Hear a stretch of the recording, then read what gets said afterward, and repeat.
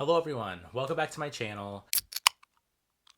Today I'm going to be doing a nonfiction November possibilities discussion, and so I have a couple of stacks of different types of nonfiction books that I want to get into. If you follow my channel at all, you know I don't really read nonfiction that much, but it has been a goal of mine to read more of it. And so yeah, these are some books I'm considering for November, and I'm curious to know if you all love them, which one do you recommend the most. So yeah, let's get into it. But before we do, I will share what I am drinking today. It is a hazy IPA, of course, predictable me. It's called Hazy Angel from Lumberyard Brewing. Hello, Ringlight. It's 6.7%. They're based out of Flagstaff, Arizona, just about 2 hours from Phoenix, if you're wondering. Yeah, they make really great beer. Love this one. It's like a staple in my local grocery stores, and I just really like it. So yeah. I think I'll start with my memoir stack. The first one I have is Stray by Stephanie Danler. She wrote Sweet Bitter, which was really popular a couple years ago, I believe. I haven't read it, but I feel like it's something I would like. And I know this is her memoir. It follows her relationships with her parents, who each, I think her mom struggling with alcoholism, and her dad who abandoned the family when she was 3, now a meth addict in and out of recovery. And so it, documents those relationships and her, dealing with those. And so yeah, it sounds like it's going to be a heavy memoir, but I've heard great things about this one from some friends on Bookstagram, and so really looking forward to it. Next, I have The Beauty in Breaking by Michele Harper. Michele Harper is an emergency room physician, and she's Black, and this covers her, growth in that field and what she's learned through working in an ER in an area that's predominantly white and male of people that work there. And yeah, it sounds really good. It sounds like it's going to be very moving. I've never really read a book that's like in the medical setting, like a memoir. I don't think I can recall any. And it sounds just really great, and looking forward to it. Again, love the small size. Super cute. Next I have I'm Still Here, Black Dignity in a World Made for Whiteness by Austin Channing Brown. This tells Austin's story and her growing up Black, Christian, and female, and I'm really excited to see how she addresses the topics in here. This was a Reese's book club pick, and which is awesome, and I'm really excited to dive into it. I opened this one up after I got it just to check out the first page, and the first page says, "White people are exhausting," which I thought was funny. Yeah, so really looking forward to this one as well. Very small, so I'll probably read this in like a sitting or two. Yeah, looking forward to it. Okay, I just stopped recording, and I realized I had another book sitting over there that I wanted to read maybe, and that's Stephen King's On Writing. So I guess this one operates simultaneously as like a memoir of Stephen King, and then also like tips on writing and ways to get better at it. And I think there's like a list of books he suggests to read and everything. And I think it'll be really interesting reading some nonfiction from Stephen King. And yeah, I mean, he's the king for a reason, and I'm really keen to learn more about his writing style or the way he writes. It'll be really interesting to learn more about how he kind of became the king of horror. And so yeah, I've had this one for a while. Really want to read it. Next, I have some particularly like anti-racist reading and topics such as like citizenship and immigration, and I'm really excited for all of these. They're all by women as well, so that's awesome. The first one I have is Hood Feminism by Mikki Kendall. I really want to read this one. I'm really excited about it. I heard great things from Noelle Gallagher on her account, and it discusses how white feminism is, lacking and disregarding the needs of women of color, such as in the areas of food security, access to quality education, safe neighborhoods, a living wage, and medical care, and how those are all feminist issues. I think I'm going to learn a lot, and yeah, really excited to dive into this one. Similar to Hood Feminism, I want to read White Tears, Brown Scars by Ruby Hamad. This one also discusses white feminism and how it's been a weapon of white supremacy and patriarchy deployed against Black and Indigenous women and all colonized women. This one seems like it'll pair really well with Hood Feminism, and I'll also learn a lot from it. And yeah, I'm really excited to dive into these topics because I haven't really read too much anti-racist reading that discusses white feminism exactly. They've been kind of like my starting anti-racist reading that I've read like over the summer and everything. It's kind of been like on a more macro level, and I'm excited to dive into a more centered topic in this discussion. And so yeah, really excited for this one as well.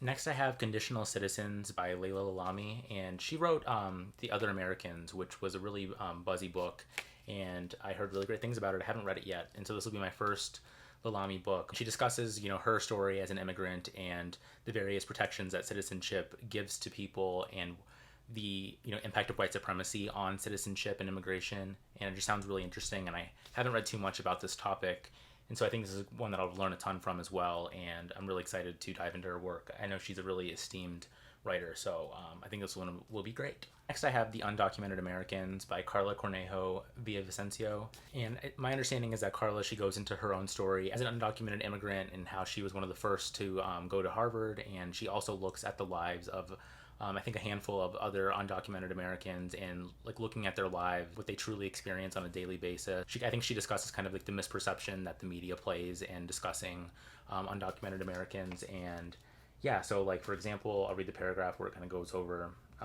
what's discussed. So it says, in New York, we meet the undocumented workers who were recruited into the federally funded Ground Zero cleanup after 9/11. In Miami, we enter the ubiquitous botanicas, which offer medicinal herbs and potions to those whose status blocks them from any other healthcare options. In Flint, Michigan, we learn of demands for state ID in order to receive life-saving clean water. In Connecticut, Karla, she's childless by choice, finds family in 2 teenage girls whose father is in sanctuary. And through it all, we see the author grappling with the biggest question of love, duty, family, and survival. So this one sounds absolutely incredible. I'm really excited to read this one.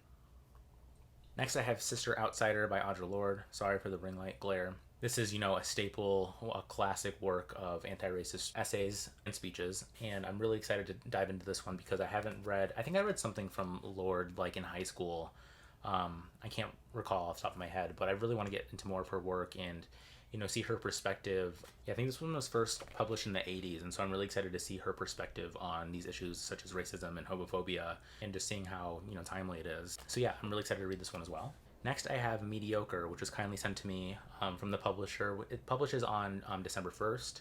And Ijeoma Oluo, she wrote So You Want to Talk About Race, which I just read a couple weeks ago. And I thought it was so amazing. She writes in this really clear style in which she's, tackling really big topics, but presenting it in a really digestible way in terms of being able to understand the complexities of the issue and kind of sparking your mind about like experiences that you may have had with different issues. And so I really am excited to read this one. This one covers the dangerous legacy of white male America. And so the cover is awesome. I'm really excited to see what she presents in this book because I loved her first book so much. And so yeah, very excited, and I'm so grateful that I got an advance copy of this one. Next, I have some essay collections. The first one being How to Write an Autobiographical Novel by Alexander Chee. I haven't read Alexander Chee, but my friend on Instagram, Hunter, at Shelf by Shelf, he absolutely loves Alexander Chee, and I'm actually currently reading the short story collection called Kink, which publishes in February, and I just read Chee's short story in that collection, and it was so good, and so now I'm really excited to start this essay collection. And so I'll just read from the flap again. In these essays, he grows from student to teacher, from reader to writer, and reckons with his identities as a son, a gay man, a Korean American, an artist, an activist, a lover, and a friend.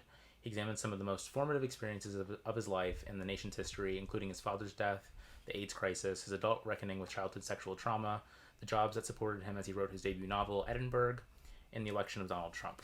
So it seems like he covers a lot with this, and I'm really excited to read it. I also really like this paperback. I love when paperbacks have a flap. There's probably like a particular name for that, but it's also deckled edged.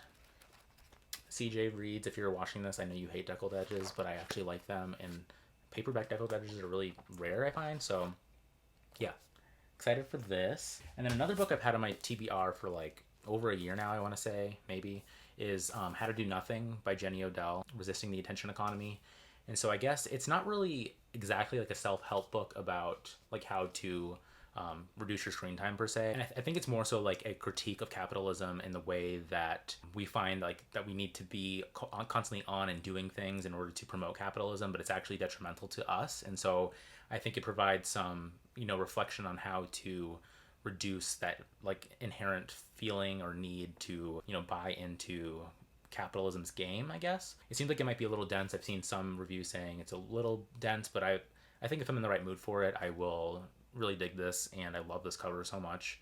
Oh, actually, this one came onto my radar because Gia Tolentino, I think she tweeted about it or something and said like how much she like loved it. It was like one of her favorite books last year, and I trust her. She's also brilliant, and so yeah, excited for this.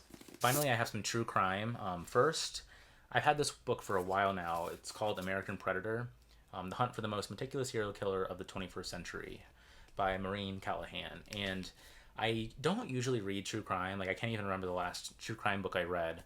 But this one sounds really good. I might get to it this month in October because it's spooky, clearly. What I know is that it's about serial killer Israel Keys, and I guess this book is like super scary, I've heard, because they describe the way he killed people, and I guess he was very like random with how he killed people. It was really unpredictable, like who he was going to kill next, and that's just like super terrifying to me, to think that like, I don't know, I could be subjected to a serial killer for like no reason other than him trying to be random and just wanting to kill people. It's really, really creepy. And so I'm really excited to read more about him and kind of be spooked by it. Yeah, this says, over the course of 14 years, Keyes would fly to a city, rent a car, and drive thousands of miles in order to use his kits. He would break into a stranger's house, abduct his victims in broad daylight, and kill and dispose of them in mere hours. And then he would return home to Alaska, resuming life as a quiet, reliable construction worker devoted to his only daughter. Like, that's... Ugh, I just got chills reading that. That's like terrifying to me. It says in the flap that they eventually caught him. I'm glad he was caught. But yeah, I'll read this one soon. Let me know if you like true crime, and if you do, like, there are any of like really good ones that you like. I know like Helter Skelter is like the number one, and my next book is like obviously a big one. But yeah, let me know if you like true crime, any recommendations, because I'm a little like, I don't know, I don't usually read it. So finally, my last book that I really want to read is Truman Capote's In Cold Blood. This one follows a family in the late 1950s in Kansas who were savagely murdered by a blast from a shotgun held a few inches from their faces. There was no apparent motive for the crime, and there were almost no clues. And I guess Truman Capote reconstructs the murder and the investigation that led to the capture, trial, and execution of the killers. And it's supposed to be really well written and just a classic. And I actually don't know too much about like what goes on in this book, so which is kind of exciting to like kind of go into it blind. And so yeah, I really want to check this true crime book out too. I also love this cover. It's really simple. I like it.